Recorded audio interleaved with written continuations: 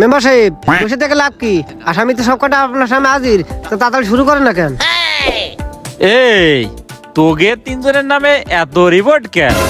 আর তোরা যে এই দোকানতে বাকি খাইছিস, টাকা দিতে এত সমস্যা কেন? বাকি খাবি, টাকা দিয়ে দিবি, আমার বিচার করতে আসা লাগবে কেন?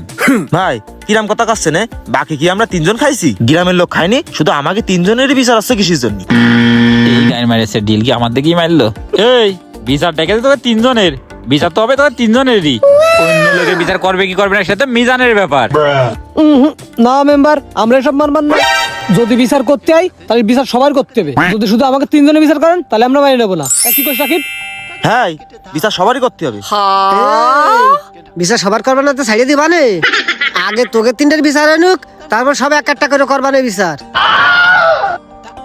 ও মিজান, তোমার তাহলে এই লাইন, সবাইরে ধরে ধরে এবার আমারও ধরবা? সে নাই হলো মেম্বার সাহেব, আপনি একটু সাইডে আসেন দিনই, আপনার সাথে পার্সোনাল কথা আছে। এ পার্সোনাল কোনো কথা নেই, যা কবি হেনি কোয়া।